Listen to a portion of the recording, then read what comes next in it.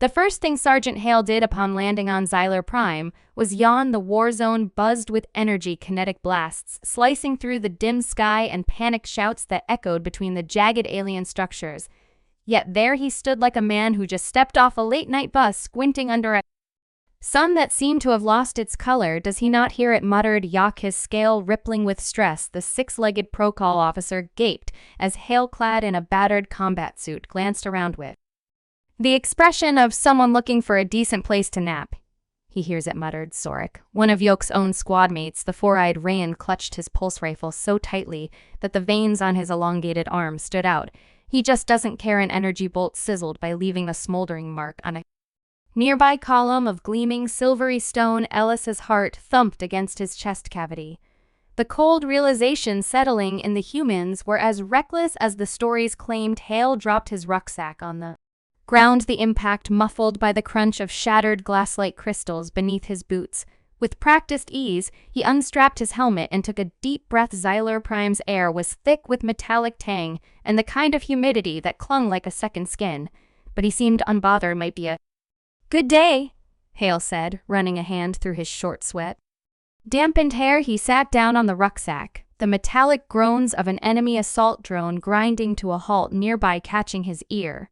Only briefly, its chassis smoke taken down by some unseen force, or perhaps an errant shot from his own unit. Who could say? None of this seemed to faze him. Yak quills twitched uncontrollably. "Sergeant Hale, shouldn't we secure the area?" His transil rendered the question in stilted standard, and the hesitation in his voice was barely masked. Hale looked up, one eyebrow arched. "We will, Yak. Let them settle down first. No point in playing chase when they're stirred up like a hornet's nest." He leaned back, resting his weight on his hands, eyes half-lidded as he observed the distant flashes of artillery fire. The ground trembled, a deep rumble rolling beneath them, as if the planet itself had a restless heartbeat. The alien soldiers' tense postures only stiffened further. Xylar Prime was no place for peace, and certainly not a place for sleep, yet Hale stretched his legs out.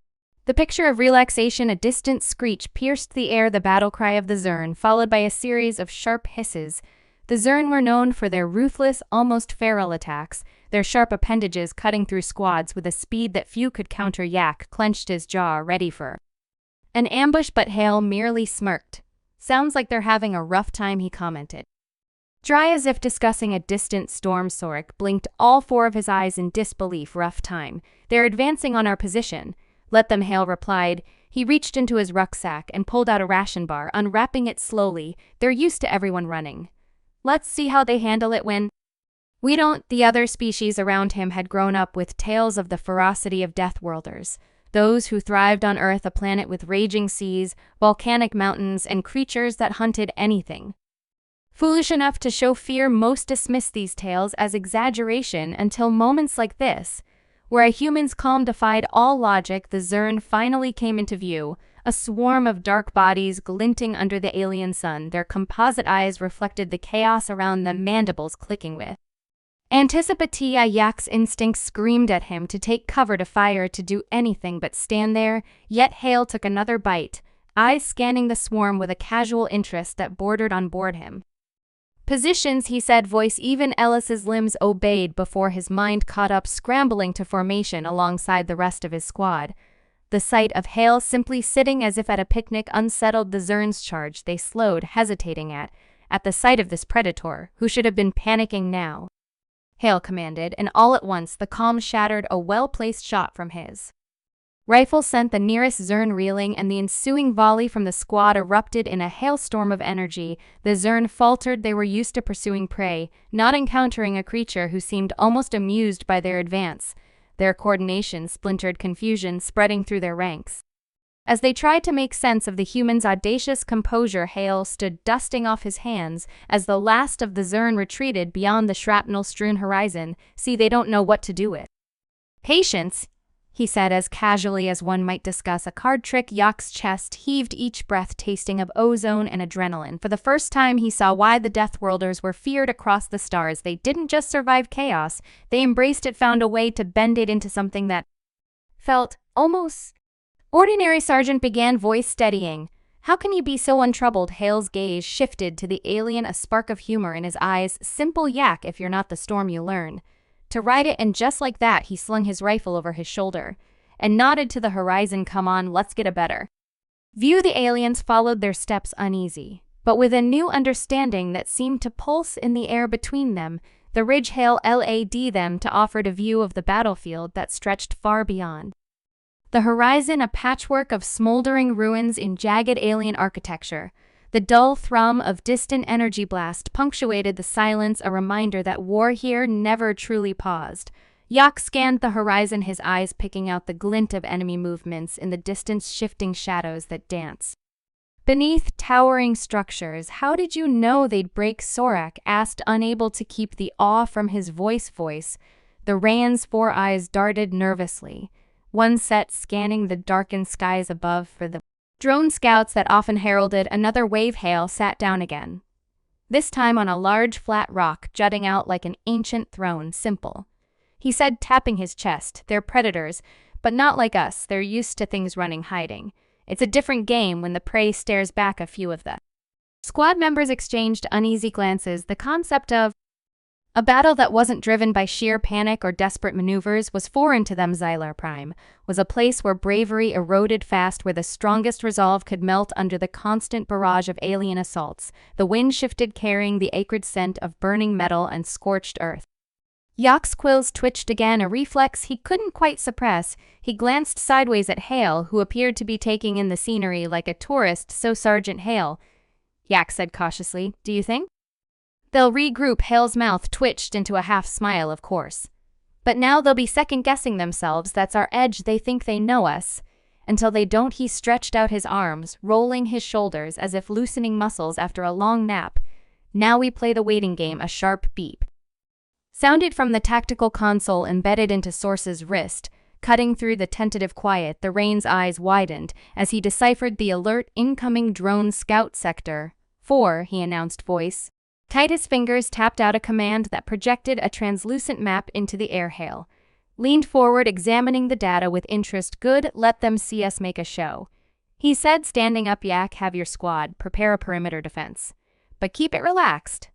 I want it to look sloppy. Hesitated, his natural instincts urging him to tighten the line instead, but one glance at Hale's confident posture was enough to override his doubts. Understood, Sergeant, he replied, signaling the others with a series of rapid gestures. Sorak watched as Hale shifted to a vantage point, rifle slung across his back, his demeanor more suited to a man waiting for a train than facing down an enemy. Why do we want them to spot us so easily? Sorak asked, curiosity mingled with fear. Because, Hale said, eyes fixed on the horizon, tonight we need them to think they've won the psychological game. The drones buzzed into view moments later, a trio of beetle-like machines that skimmed over the rough terrain, their sensors glinting under the dim alien sky. They hovered, taking in the squad's deliberately relaxed formation before darting back in the direction they came. They're going to report, this LXL voice pitched with tension. Exactly, Hale replied, a grin forming on his face. And when they do, the Zern will come running, thinking we're underprepared. They won't expect what happens next. The minutes dragged by like hours, each second heavy with anticipation. The squad waited, eyes scanning the distance for any sign of movement. The sun had dipped below the horizon, casting long shifting shadows across the battlefield. The air cooled slightly, bringing a deceptive calm.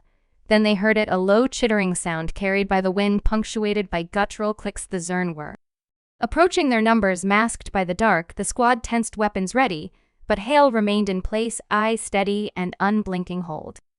He commanded softly as the first figures emerged from the gloom. The Zir moved with practiced silence, their segmented bodies shifting in a synchronized rhythm, eyes reflecting a deadly intelligence. Hale waited until they were within range, until the confusion of seeing the seemingly LAX formation had them hesitating, questioning. It was then, in that heartbeat of doubt, that Hale raised his hand. Now, he said, voice as calm as the breeze. The squad sprang into action. Energy blasts cut through the night, illuminating the battlefield in staccato flashes. The Zern recoiled, their surprise palpable, as the sloppy perimeter defense turned into a tightly orchestrated barrage. Hale stepped into the Fray his roll a blur, each shot precise calculated. The Zern faltered, their advance breaking apart like water against stone. Panic rippled through their ranks, and in moments they were in full retreat, skittering back into the shadows from which they came. When silence fell again, it was deeper almost. Reverent, the squad exchanged glances, awe mingled with exhaustion. Yu's quills settled for the first time in what felt like an eternity. Hale's voice cut through the night. Good work, he said, as if they had just wrapped up a training exercise. Sorek let out a shaky breath. Sergeant, what now? Hale's eyes glinted under the faint starlight. Now we let them wonder why we're still smiling. The Zern did not return immediately. The battlefield scarred, and silence stretched under the faint glow of distant stars. The squad took turns maintaining a watchful eye, while the others rested, muscles aching from the tense engagement. Elec sat with Sorok, their bodies slumped against a shard of cracked obsidian like stone eyes. Darting over the jagged landscape, Hale stood nearby, arms crossed, his face shadowed but calm. The alien soldiers exchanged whispers behind him, wondering aloud about the next attack. Hale's composure had bought them a rare reprieve, a moment where survival didn't seem like a fever dream. Sergeant Elec said, breaking the silence that settled like a heavy blanket. Do you think they'll come again tonight? Hale's eyes flickered, catching a glimpse from the rising moon. Yes, he said, as if discussing the certainty of dawn. But this time we're ready for it. Yak glanced at the squad members, whose eyes drooped with exhaustion, their scales dulled by the grime of combat. They were creatures of instinct, creatures who knew that rest was a luxury that could mean death, yet here they were following a human who chose to sit when others would flee. Rest, Hale continued, as if reading their thoughts. You need it more than you think. The Rain's 4 eyes blinked in disbelief. Rest, the word was as foreign as peace on Exiler Prime. But Hale leaned back, letting the cool night air wash over him, the kind of stillness that carried a strange weight. It was a paradox, this calm in the middle of chaos, like the eye of a storm that only he seemed to understand. The silence stretched until a sharp rustle cut through it, distant but unmistakable. Yak shot up, rifle trained on the darkness. Hale stayed motionless, his gaze fixed on the horizon, a hunter listening for prey. The Zern emerged again, their eyes glinting under the silvered light. They approached cautiously, this time their segmented bodies moving in a wave-like pattern, as if trying to anticipate another trick. Hold, Hale's voice whispered over the comms, even as adrenaline surged through Yoke's veins. The Zern came closer, their mandibles clicking in a chorus that reverberated through the ground. Hale's calm spread through the squad like a contagion. It was more than a command, it was a lesson. Panic was a choice, one they could refuse when the lead Zern was within striking distance. Hale rose, not in a rush, but deliberately, the motion smooth and confident. The creature halted, confusion flickering in its multifaceted eyes before it could react. Hale snapped his rifle up and fired a single decisive shot that echoed across the ridge. The Zern hesitated, caught between the instinct to charge and the unfamiliar dance of doubt. In that breath of hesitation, the squad launched their assault. Energy bolts lit up the night, the rhythmic chaos synchronized with the unwavering figure of Hale, directing them like an orchestra conductor. Elec found himself moving with a confidence he hadn't known he possessed. The fear that once clouded his vision was now replaced by sharp focus. The Zern, known for their relentless pursuit, faltered as their momentum crumbled. Push them back, Hale commanded, his voice cutting through the clash like a blade, and they did. They drove the enemy past the shattered remnants of structures and into the open, vulnerable to the final sweeping barrage. The last Zern fell, its limbs curling inward like dried leaves. The silence that followed felt deeper than before, as if the world had exhaled for the first time in ages. Source's chest heaved, the pulse rifle in his grip trembling as he surveyed the carnage. Is it? Oh, he whispered, that words carrying a note of hope that sounded foreign even to him. Hale didn't respond immediately. He took a slow, steady breath, eyes scanning the field, as if listening to a story only he could hear. The air was sharp with the scent of burned metal and ozone, but beneath that lay the subtle, unspoken truth. They had survived for now, Hale said finally. But his tone carried no weight of fear. It was a statement, not a warning. He looked over his squad battle, worn, tired, yet standing. The Deathworlder nodded, at rare smile tugging at his lips. Good work, now we rest. Yak's eyes met Sorek's, a look passing between them that spoke volumes. Rest was not weakness, rest was death. Defiance of death itself, the refusal to bow to a universe that demanded perpetual fear. As the moon climbed higher, casting its pale glow over the battlefield, Hale sat back down on his rucksack, eyes closing as if listening to the lullaby of silence for the first time. Yuck, and the others did the same. Muscles relaxing as they leaned against the cold stone, the night stretched on quiet and deep, a testament to survival and the lesson they had learned. Strength wasn't only in the fight, sometimes it was in knowing when to sit down and breathe either.